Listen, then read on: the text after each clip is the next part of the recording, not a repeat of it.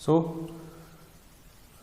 आज हम स्टार्ट करने वाले हैं नया चैप्टर जो कि है alkanes and cycloalkanes.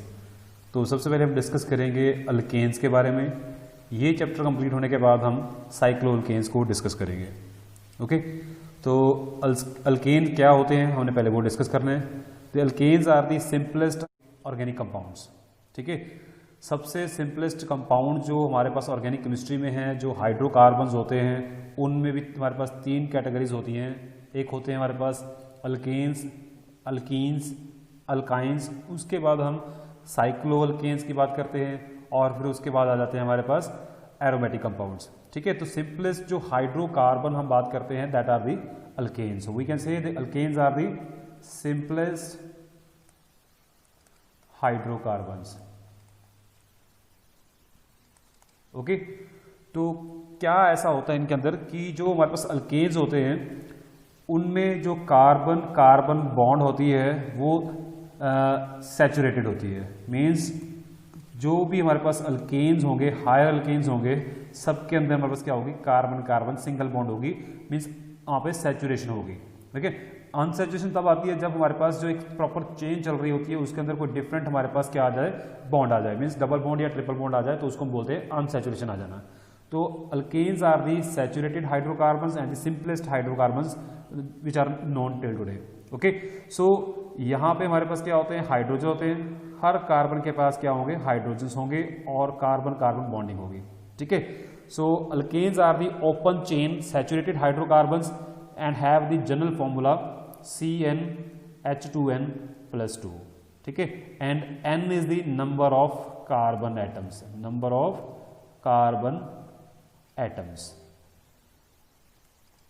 Okay, so they contain the single covalent bond between carbon carbon and the carbon hydrogen. Okay, so as such each carbon is bonded to 4 other atoms. As we can see here, the carbon which is at the extreme end, so they are forming the 3 single bond with the hydrogen atoms and 1 with the carbon, and those carbon which are inside the chain, okay, they are forming the 2 carbon carbon single bonds and the 2 bonds with the hydrogen. Okay, so ये तो बात हमारे पास butane की बात की है हमने। इसी तरीके से जो सिंपलेस्ट हमारे पास अल्केन है दैट इज मीथेन, CH4। उसमें अगर हम बात करते हैं तो उस कार्बन की हमारे पास चारों सिंगल बॉन्ड जो है वो हाइड्रोजन के साथ बनी होती हैं। ओके, अगर हम बात करते हैं ईथेन की तो ईथेन में हमारे पास each carbon is forming 1 carbon carbon single bond and the 3 carbon hydrogen single bonds. और अगर प्रोपेन की बात करते हैं तो प्रोपेन में 2 कार्बन ऐसे हैं जो एक्सट्रीम पे पड़े हुए हैं, they are forming the 1 carbon carbon bond and 3 carbon hydrogen bonds, while the carbon which is present at the center it is forming the 2 carbon carbon single bonds and the 2 carbon hydrogen single bonds. Okay, so we can say the bond in the alkenes are formed by the overlapping of sp3 hybridized orbital of the carbon, each carbon atom with the similar orbital of the other carbon atom or 1s orbital of the hydrogen atom. ठीक है, तो क्या कर रहा है कि जो carbon का हमारे पास इसके अंदर हाइब्रिडाइजेशन होती है वो sp3 होती है, और जब sp3 हाइब्रिडाइजेशन होती है तो हमारे पास पता है कि हमें 4 हाइब्रिड ऑर्बिटल मिलते हैं and all the hybrid orbital they arrange themselves at an angle of 109 degree 28 minutes, in which the hybrid orbitals are having the least repulsion between them. ठीक है, तो उसमें क्या होता है कि हमारे पास ये एक इस तरीके से अपने आप को अरेंज करते हैं and then form a regular tetrahedron geometry. तो जब ये रेगुलर टेट्राहेड्रन ज्योमेट्री बनाते हैं तो इनके अंदर जो एंगल रहता है हमारे पास that is 109 degree 28 minute. Okay, तो इसमें जो sp3 हाइब्रिड ऑर्बिटल हैं, एक sp3 हाइब्रिड ऑर्बिटल क्या करता है, दूसरे कार्बन के sp3 हाइब्रिड ऑर्बिटल के साथ बॉन्डिंग करता है, और जो बाकी हमारे पास हाइब्रिडाइज्ड ऑर्बिटल बन जाते हैं तो वो क्या करते हैं, हाइड्रोजन बॉन्डिंग करते हैं। अगर हम बात करते हैं सिंपलेस्ट मीथेन की बात करते हैं तो मीथेन में हमारे पास जो sp3 हाइब्रिड ऑर्बिटल है कार्बन का दैट इज फॉर्मिंग और that is overlapping with the 1s orbital of the hydrogen atom. So we can say there is a 1 sigma bond formation, there is another sigma bond formation, there is another sigma bond formation, and there is another sigma bond formation. So there are 4 sigma bond formed by the overlapping of sp3 hybrid orbital of carbon and the 1s orbital of hydrogen, ठीक है। तो इसमें ये होता है। अब बात करते हैं ईथेन की। तो ईथेन में क्या होता है, CH3 सो अगर हम इसकी स्ट्रक्चर को ओपन करके लिखते हैं तो हम ध्यान से देखते हैं कि यहाँ पे there is only 1 carbon carbon bond, so we can say the both the carbon are involving their sp3 hybrid orbital for this carbon carbon sigma bond formation, and the other 3 hybrid orbitals are overlapping with the 1s orbital of the hydrogen atoms. So there are total 7 sigma bonds formed by these carbon hydrogens. Okay, इसी तरीके से अगर आप higher alkane में जाओगे तो उनमें भी क्या होगा, सिग्मा बॉन्ड फॉर्मेशन होती जाएगी। तो सिग्मा बॉन्ड फॉर्मेशन होती कब है, जब sp3 hybrid orbital of 1 carbon is overlapping with the sp3 hybrid orbital of another carbon, ठीक है, और it is overlapping with the 1s orbital of the hydrogen atom. तो ये तो बात थी सिंपल हमारे पास स्ट्रक्चर की अल्केन्स की। अब बात आती है हमारे पास अल्केन्स के अंदर जो हम क्लासिफिकेशन करते हैं कार्बन एटम्स की। देखो हमारे पास 4 तरह के कार्बन एटम्स हो सकते हैं अल्केन्स के अंदर। एक तो होते हैं हमारे पास प्राइमरी कार्बन एटम्स, ओके, दूसरे होते हैं हमारे पास secondary carbon atoms, third is the tertiary carbon atoms, and the fourth one is the quaternary carbon atoms. अब प्राइमरी जो कार्बन एटम्स होते हैं उनको हम 1 डिग्री से रिप्रेजेंट करते हैं, सेकेंडरी को हम 2 डिग्री से रिप्रेजेंट करते हैं, टर्शरी को हम 3 डिग्री से रिप्रेजेंट करते हैं, और क्वाटर्नरी को हम 4 डिग्री से रिप्रेजेंट करते हैं। अब प्राइमरी कार्बन एटम्स कौन से होंगे, these are those carbon atoms which are linked directly to another 1 carbon और no carbon atom. For example अगर हम मीथेन की बात करते हैं तो मीथेन में जो एक कार्बन होता है that is the primary carbon. Now in this case this carbon is not directly attached or linked to the other carbon, so this is the primary carbon. If we talk about the ethane, now this carbon which is directly linked to the another 1 carbon, that is known as the primary carbon. Similarly this carbon which is directly linked to the 1 carbon, so this is a primary carbon. So in ethane there are 2 primary carbon, okay। अब यहाँ पे बाकी क्या है हमारे पास hydrogen होती है। अब सेकेंडरी कार्बन कौन से होते हैं, वो carbon atom which is linked directly to the 2 carbon atoms. Means हमारे पास अगर हम प्रोपेन की बात करते हैं तो प्रोपेन में हमारे पास ये जो कार्बन सेंटर में है that is known as the secondary carbon, और जो बाकी 2 कार्बन हैं वो कौन से हमारे पास प्राइमरी कार्बन से। क्यों, क्योंकि वो क्या कर रहे हैं, एक कार्बन से अटैच्ड है, ये भी एक कार्बन से अटैच्ड है, बट जो सेंटर में है that is attached to the 2 carbon atoms, so this is known as the secondary carbon atom.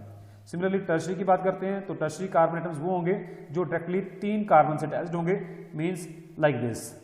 तो जब यहाँ पे हमारे पास इस तरह की ज्योमेट्री बनेगी तो वहां पे हमारे पास क्या होगा, टर्शरी कार्बन एटम होगा। तो this carbon which is directly link to the 3 carbon atom, so this is known as the tertiary carbon atom, ठीक है। अगर हम यहाँ पे हाइड्रोजन लिख देते हैं तो these becomes the primary carbon atoms. क्यों, क्योंकि अब ये भी एक कार्बन से अटैच्ड है, ये भी एक कार्बन से अटैच्ड है, और ये भी एक कार्बन से अटैच्ड है, ठीक है। So these are the primary carbon atoms and this is the tertiary carbon atoms.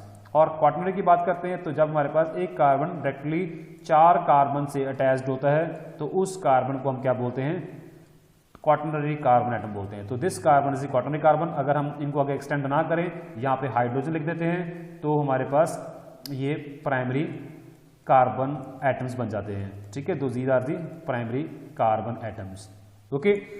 For example हमारे पास एक मॉलिक्यूल है CH3 CH3 CH3 CH2 CH CH3 CH3, ठीक है। हमने एक सिंपल सा मॉलिक्यूल लिखा है। अब हमने इसमें फाइंड आउट करना है कौन कौन से प्राइमरी कार्बन है, कौन कौन से सेकेंडरी है, कौन से टर्शरी है, कौन से क्वाटर्नरी है। देखिए अब ये जो कार्बन है जो हमारे पास एक्सट्रीम पे लिखे हुए हैं, ये कार्बन हो गया, ये कार्बन हो गया, ये हो गया, ये हो गया और ये हो गया, ये सारे क्या है हमारे पास प्राइमरी कार्बन है, because this carbon is attached to 1 carbon only, okay, and this carbon is attached directly to the 1 carbon only, so this is a primary carbon. This carbon is also attached to the 1 carbon atom only, so this is a primary. This is also attached to the 1 carbon, so this is a primary. This is also a primary carbon. So we have 5 primary carbon atoms are there, okay अब बात करते हैं secondary की। तो इनमें वो carbon हमने देखना है जो सिर्फ और सिर्फ 2 कार्बन से अटैच्ड हो। So this is the secondary carbon because it is attached directly to the 2 carbon atoms, so this is the secondary carbon atom. So we have 1 secondary carbon atom in this molecule. Okay, so and this is the tertiary carbon atoms because it is attached directly to the 3 carbon atoms. One is there, one is here, and one is here. So this is a tertiary carbon atoms, and this is the quaternary carbon atoms because it is directly attached to the 4 carbon atoms. So it is a quaternary carbon atom. So we have 1 tertiary carbon and 1 quaternary carbon. ठीक है, अब depending upon the type of carbon we have the hydrogen atoms.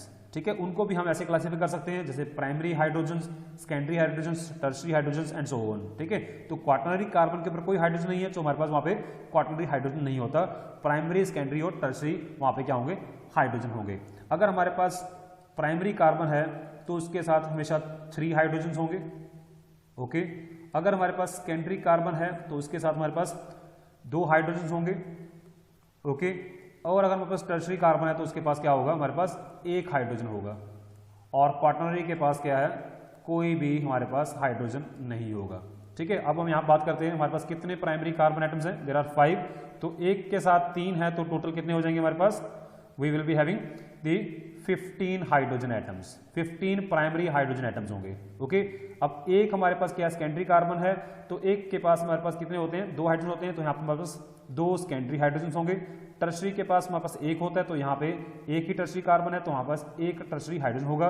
और एक quaternary हमारे पास वहाँ पे carbon है तो वहाँ पे हमारे पास कोई भी क्वाटरनरी हाइड्रोजन नहीं होगा। So we have this 0 hydrogen. ठीक है, क्वाटरनरी हाइड्रोजन। तो टोटल नंबर ऑफ हाइड्रोजन के एटम्स कितने हो गए, 15, 2 एंड 1, टोटल 18 हाइड्रोजन। ओके, तो ये हमारे पास इस तरीके से हम कैलकुलेट कर सकते हैं। We are now moving toward the preparation of the alkanes. Okay, so how can we prepare the alkanes in the laboratory or in industry? ठीक है, so we have the methods of preparation, the methods of preparation. So there are 6 methods for the preparation of alkanes. First one is the hydrogenation of unsaturated hydrocarbons। अब hydrogen क्या होता है, reduction होती है। ठीक है, मींस उसके अंदर हमने हाइड्रोजन की एडिशन करनी होती है। तो अनसैचुरेटेड कार्बन्स, हाइड्रोकार्बन्स कौन से होंगे, अल्कीन्स एंड अल्काइंस। मींस हम अल्कीन्स और अल्काइंस की हाइड्रोजेशन करके भी क्या कर सकते हैं, अल्केन फॉर्मेशन कर सकते हैं। ओके, ये तो था first method. Second method is the reduction of alkyl halides, reduction of alkyl halides। अब alkyl halide की रिडक्शन हम 2 तरीके से कर सकते हैं। One is the direct method, direct reduction, and second is the indirect reduction, और we can say indirect method. Okay, third one is the very important reaction and very famous reaction, that is the Woods reaction। ठीक है, उसके बाद हमारे पास आते हैं कोरे हाउस रिएक्शन। कोरे हाउस रिएक्शन, इसमें भी हम देखेंगे भी कैसे हम इसको यूज करते हैं और कैसे हम हाइड्रोकार्बन जो अल्केन जो है उसकी फॉर्मेशन करते हैं। फिफ्थ हमारे पास आते हैं the most important reaction, another important reaction, that is the Kolbe's electrolytic reaction, Cobb's electrolytic reaction, and the last reaction is the sixth reaction is the decarboxylation reaction, decarboxylation of monocarboxylic acids। ठीक है, monocarboxylic acid means हमारे पास एक carboxylic group है वहां पे, जैसे acetic acid है, ठीक है, प्रोपेनोइक एसिड है, उनकी हम क्या कर सकते हैं, डीकार्बोक्सिलेशन करके हम क्या कर सकते हैं, अल्केन फॉर्मेशन कर सकते हैं। अब 1 बाय 1 हम सब मेथड को डिस्कस करेंगे। सबसे पहले मैं डिस्कस करूंगा hydrogenation of unsaturated hydrocarbons.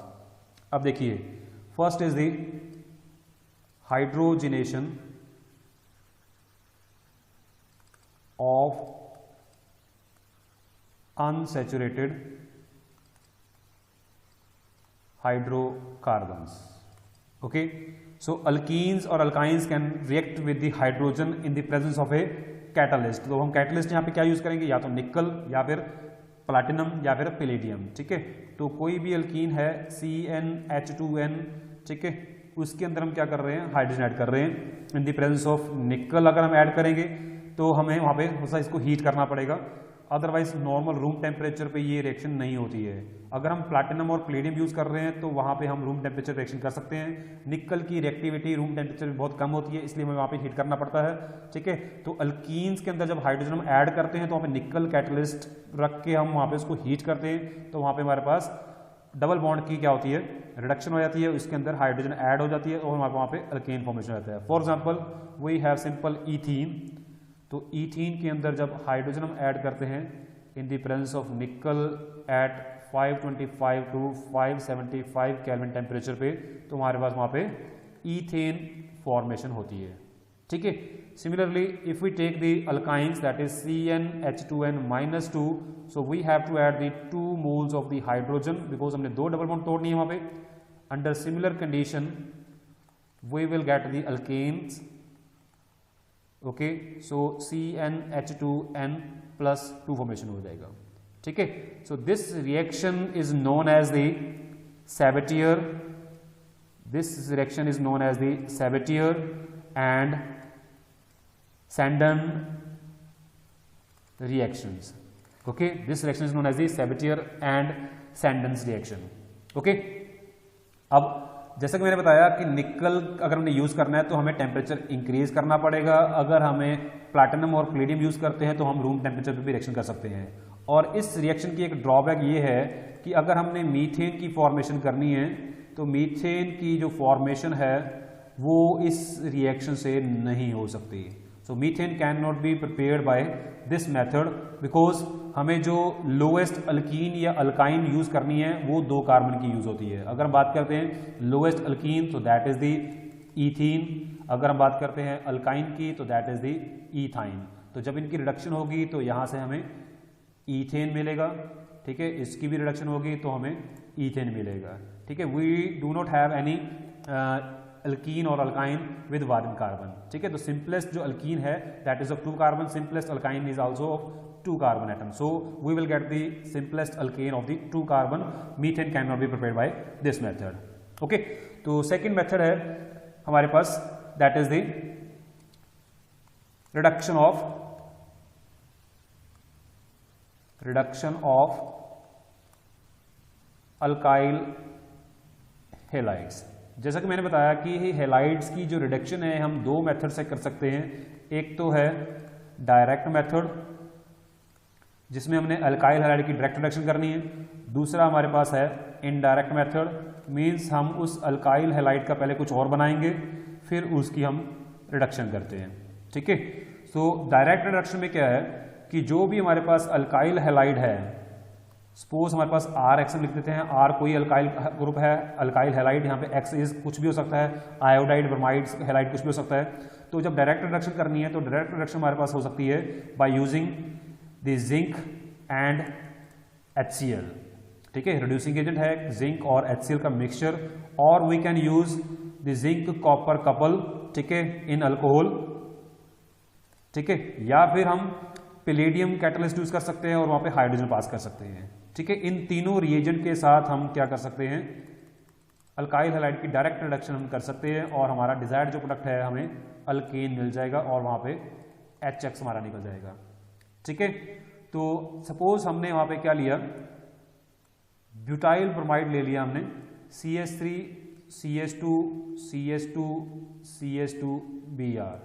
Okay, इनमें से हम कोई भी रीजन यूज कर लेते हैं. सपोज हमने जिंक और HCl यूज कर लिया तो हमारे पास यहाँ पे CH3 CH2 CH2 CH2 CH3 हमारे पास यहाँ पे क्या बनेगा, ब्यूटेन बन जाएगा और साथ में HBr फॉर्मेशन हो जाएगी, नॉर्मल ब्यूटेन फॉर्मेशन हो जाएगा.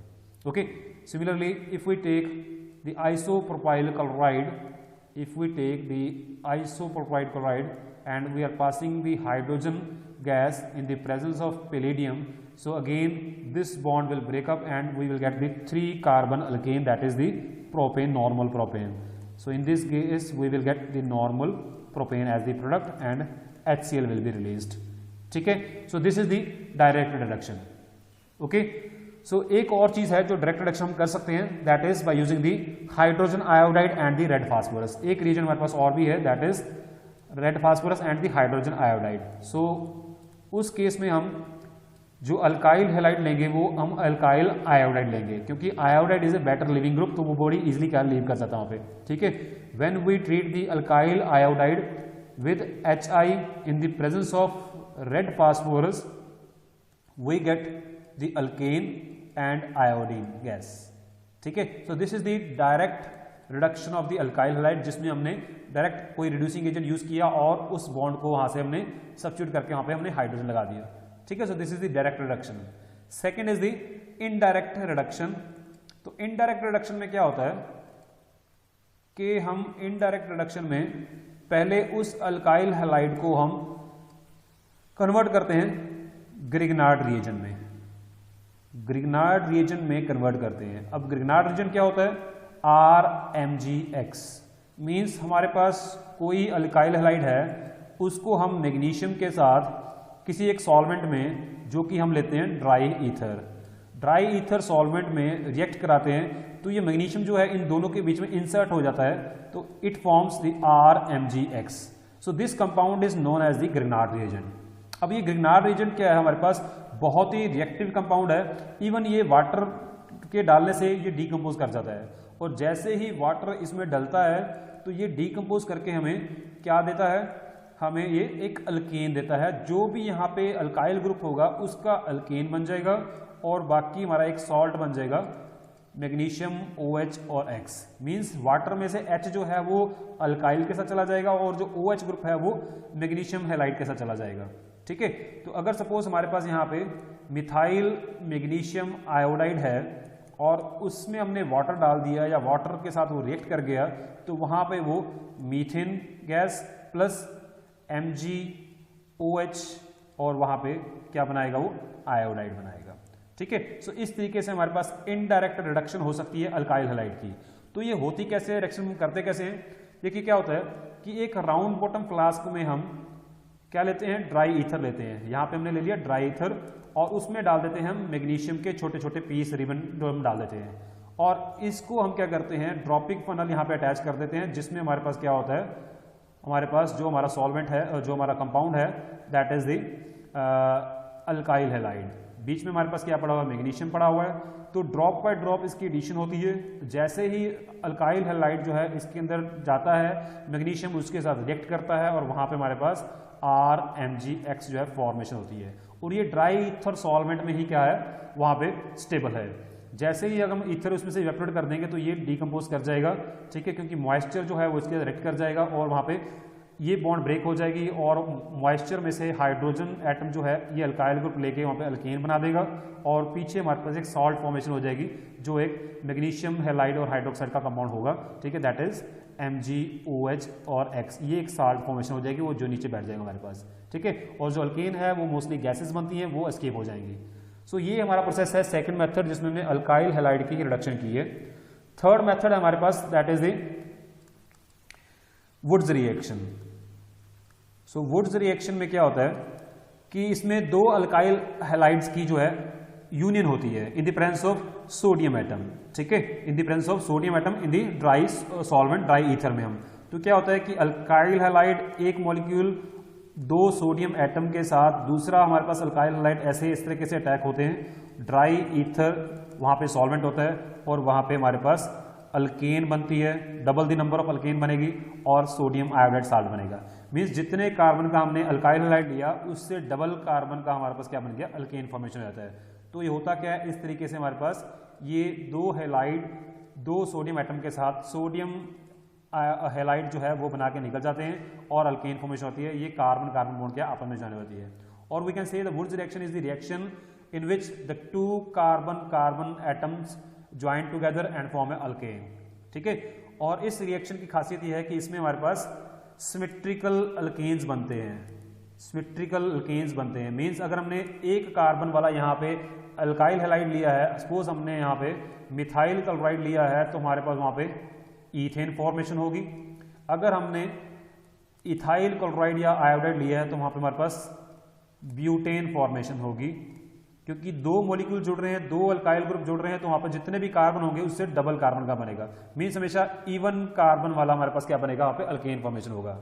और अगर हम कोशिश करें कि हम यहाँ पे odd number of carbon atom वाला क्या बनाएं, अल्केन बनाएं, तो वो बनता तो जरूर है बट साथ में हमारे पास मिक्सचर बन जाता है। सपोज हमने क्या किया कि मिथाइल ब्रोमाइड और इथाइल ब्रोमाइड का हमने मिक्सचर ले लिया और उसमें हमने सोडियम मेटल डाल दिया इन the presence of dry ether. अब वहाँ पे ये इथाइल और ये मिथाइल तो रिएक्ट करेंगे, CH3 CH2 CH3 जो हमारा एक्सपेक्टेड प्रोडक्ट है कि ये बनना चाहिए वो तो बनेगा बनेगा, प्लस साथ में मिथाइल ब्रोमाइड दूसरे मिथाइल ब्रोमाइड के साथ रिएक्ट कर जाएगा, ठीक है। तो वहाँ पे ईथेन बनेगी और इथाइल ब्रोमाइड दूसरे इथाइल ब्रोमाइड के साथ रिएक्ट कर जाएगा, तो वहाँ पे हमारे पास ब्यूटेन भी बनेगी, ठीक है। तो यहाँ पे मिक्सचर ऑफ प्रोडक्ट बन जाता है और इस मिक्सचर प्रोडक्ट को सेपरेट करना बहुत डिफिकल्ट हो जाता है, क्योंकि इन सब कंपाउंड्स के जो बॉइलिंग पॉइंट्स हैं वो बहुत क्लोज होते हैं। So mixture of alkanes which can not be separated are formed when we use the different type of the alkyl halide during the Wurtz reaction. Okay, so इस reaction का main feature क्या है कि it leads to the formation of the carbon carbon bond. As such reaction can be employed for the preparing the compounds containing the higher number of carbon atoms from those the containing lower number of carbon atoms। Means हमारे पास कोई भी lower number of carbon atom वाला कोई हम alkyl halide लेंगे तो उससे हम higher number of carbon atom वाला क्या बना सकते हैं, अल्केन बना सकते हैं, ठीक है। तो ये इसकी रिएक्शन है। एक इसकी लिमिटेशन भी है। लिमिटेशन इसकी क्या है, सबसे पहले लिमिटेशन तो हम डिस्कस कर चुके हैं कि इसमें मीथेन नहीं बन सकता। क्यों? क्योंकि हमारे पास देखा हमने अगर मिथाइल ब्रोमाइड लेते हैं तो वहाँ पे हमारे पास ईथेन फॉर्मेशन हो रहा है, और हम इथाइल ब्रोमाइड लेते हैं तो हमारे पास ब्यूटेन बन रहा है। अगर हम दोनों डिफरेंट डिफरेंट ले रहे हैं तो हमारे पास मिक्सचर बन रहा है। तो मीथेन की पॉसिबिलिटी यहाँ पे बिल्कुल भी नहीं है। We can not use this method for the preparation of methane. Second, it is suitable only for the preparation of symmetrical alkanes. अब यहाँ पे सिमेट्रिकल अल्केन बनते हैं। हमने बोला कि अगर हम अनसिमेट्रिकल अल्केन बनाने की कोशिश कर रहे हैं तो हमारे पास मिक्सचर बन जाता है। सिमेट्रिकल अल्केन जब बनाते हैं तो हमारे पास प्योर सिमेट्रिकल अल्केन बनते हैं, ईथेन, ब्यूटेन, हेक्सेन, इस तरीके के हमारे पास जो है सिमेट्रिकल अल्केन्स बनते हैं। ओके, तो ये कुछ इसकी लिमिटेशंस हैं। अब बात आते हैं इनकी मैकेनिज्म की। अब इसकी मैकेनिज्म क्या है? देखिए, इसकी मैकेनिज्म दो तरीके की है, दोनों ही इंपॉर्टेंट मैकेनिज्म्स हैं। हम वन बाय वन दोनों को डिस्कस करते हैं। जो फर्स्ट मैकेनिज्म है वो क्या कहता है कि इसमें हमारे पास फ्री रेडिकल फॉर्मेशन होता है। मींस इसमें जो इंटरमीडिएट बन रहे हैं वो फ्री रेडिकल बन रहे हैं। So we can say the mechanism which is following is having the intermediate formation of free radicals. तो क्या होता है कि क्या सजेस्ट करते हैं अकॉर्डिंग टू दिस मैकेनिज्म, ये बिलीव किया जाता है कि जो अल्काइल हैलाइड है वो फर्स्ट क्या बनाता है, हमारे पास अल्काइल रेडिकल बनाता है। कैसे बनाता है कि अल्काइल हैलाइड जब सोडियम के साथ रिएक्ट करता है तो वहाँ पे ये बिलीव किया जाता है कि यहाँ पे अल्काइल फ्री रेडिकल बनता है और सोडियम हैलाइड बनता है। अब ये अल्काइल फ्री रेडिकल जो बन रहे हैं वहाँ पे वो दूसरे अल्काइल फ्री रेडिकल्स के साथ रिएक्ट करते हैं और वहाँ पे हाइड्रोकार्बन मीन्स अल्केन फॉर्मेशन करते हैं। So this mechanism is operated when the reactions are carried out in the vapour phase. जब रिएक्शन वेपर फेज में होती हैं तो वहाँ पे ये मैकेनिज्म फॉलो होता है, ऐसा बिलीव किया जाता है। क्यों? क्योंकि वेपर फेज में जो मॉलिक्यूल्स होते हैं वो फ्री होते हैं, उनकी दूसरे मॉलिक्यूल्स के साथ इंटरेक्शन नहीं होती है, तो इसलिए वहाँ पे वो जो बॉन्ड है इजिली ब्रेक की जा सकती है। तो वहाँ पे फ्री रेडिकल फॉर्मेशन होती है, तो फ्री रेडिकल्स आपस में रिएक्ट करते हैं और अल्केन फॉर्मेशन कर देते हैं।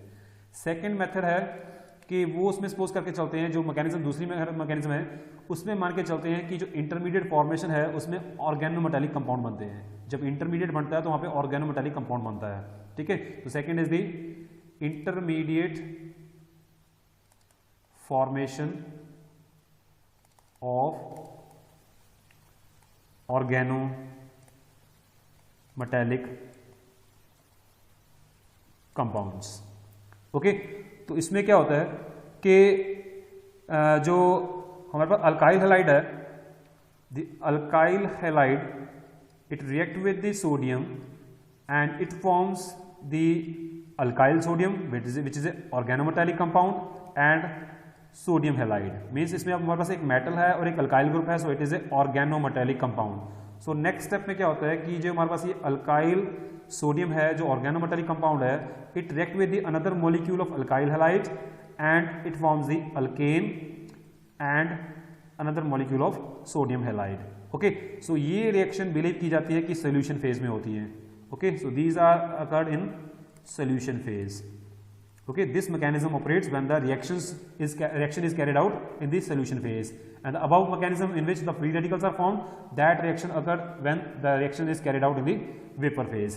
Okay, so these are the three methods in which we have discussed the formation of or preparation of alkanes from alkenes, alkynes, alkyl halides. ठीक है, तो ये हमारे पास कुछ तीन मेथड्स हैं।